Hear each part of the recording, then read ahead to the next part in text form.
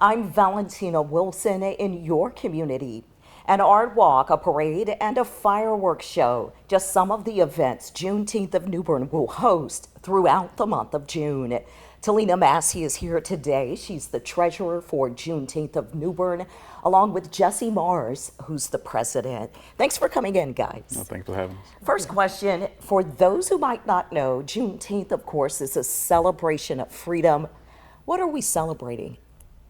Juneteenth is it's a commemorative holiday celebrating June 19th, 1865, which signifies the freedom of enslaved Americans, starting in Galveston, Texas, following the Emancipation Proclamation. And they were the last to learn that the slaves had been freed much longer after it was announced in the Emancipation Proclamation. So that freedom announcement was delayed, but not denied. And that's why this is celebrated every year. Now, when it comes to your events, Talina, what is the first thing you're hosting? The first thing that we're hosting is a tour of the circa 1860 slave quarters that is over by our airport here in New Bern, and that will feature tours and performances and a bit of a history about that area.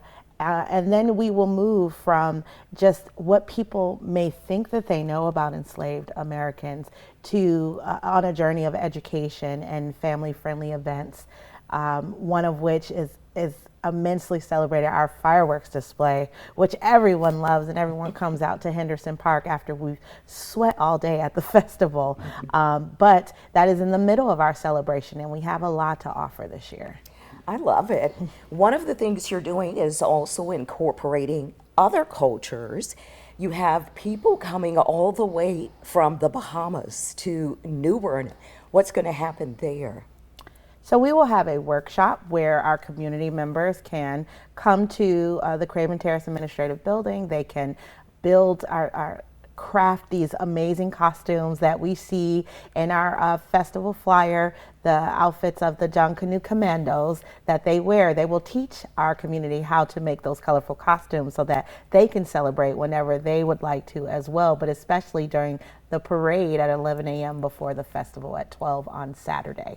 And that's 3 days. And so it's called Jean Canoe. Yes. And there are dancers, there's all kinds of things that go into that celebration as well. Absolutely. And what people don't realize is that Jean Canoe is celebrated in the Caribbean, but very few other places. And one of those few places is here in New Bern, North Carolina. And we are being recognized internationally as a sister city for celebrating Jean Canoe and bringing that education to tourists and residents alike. I like that. Mm-hmm. And I've seen some of the performers in the past. It's just, you've got to see it. It's really, really great.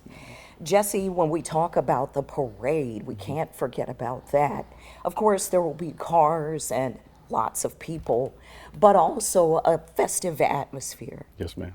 Yes, ma'am. It'll definitely be an atmosphere that families will be able to come out and enjoy everything. Like Talina was speaking of, we'll have our dignitaries that'll be there.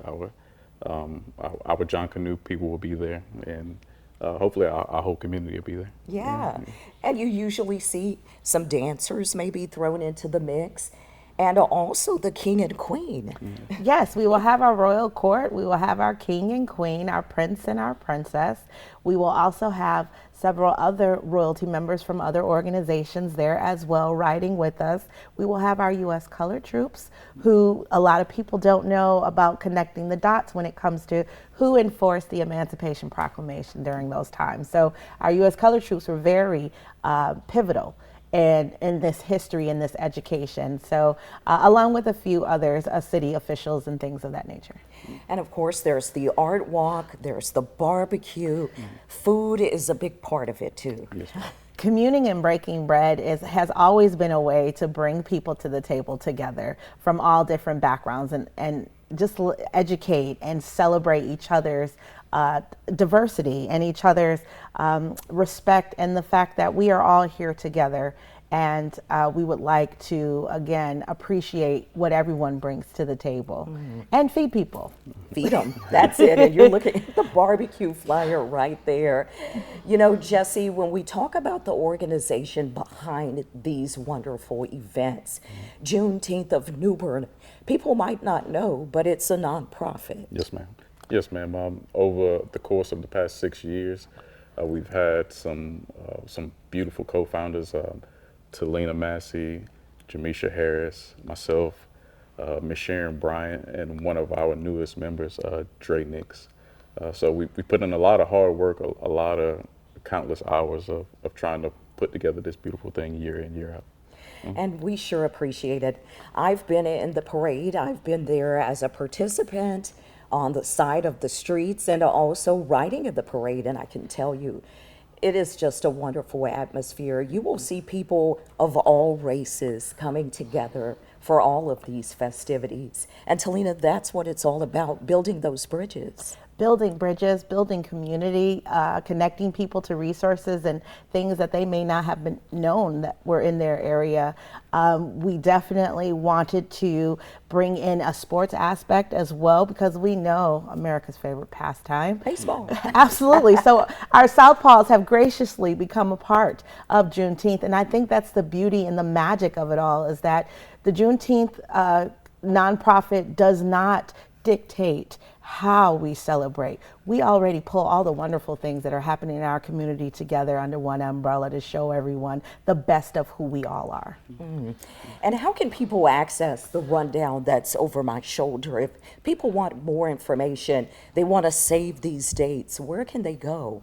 We have a website. You can go to our jonbnc.org, where you can find all of our offerings, including the registration for the workshops for the costumes. We also have social media pages, so Facebook and Instagram and a couple TikToks, but we really want people to check out the education that we offer every day at noon. There's a Did You Know on Facebook, and it really educates folks on how Eastern North Carolina and the Caribbean culture are all connected together. I love that. So I can go online and learn something new myself. Jesse, the last question is for you. Out of all these events, we're talking about 2 weeks worth of events. What's your favorite? If you can pick one or two. I would have to say the Community Health Day. Oh, we hadn't talked about that. Yeah. Okay, bingo. What's that one about? Just as Talina was speaking of, we've reached out to all of our community partners, especially our local businesses. So over at Roller Land on Noose Boulevard, we'll have our Community Health Day, which consists of pretty much a skate day. All the children can come out. Up to the first 90 children will be able to get in for free. And they'll be able to skate and move their bodies around and celebrate our community health. Yeah, get in a little exercise. And yeah, those skates, that's some good cardio. I love that one. Great one to point out. There's so many to choose from, folks, and you don't have to pick just one. You can do all of them, a few. Share them with family and friends and get them to come out too. Again, it is a celebration of freedom. Thank you guys for coming in. Thank you. Absolutely. I'm Valentina Wilson in your community.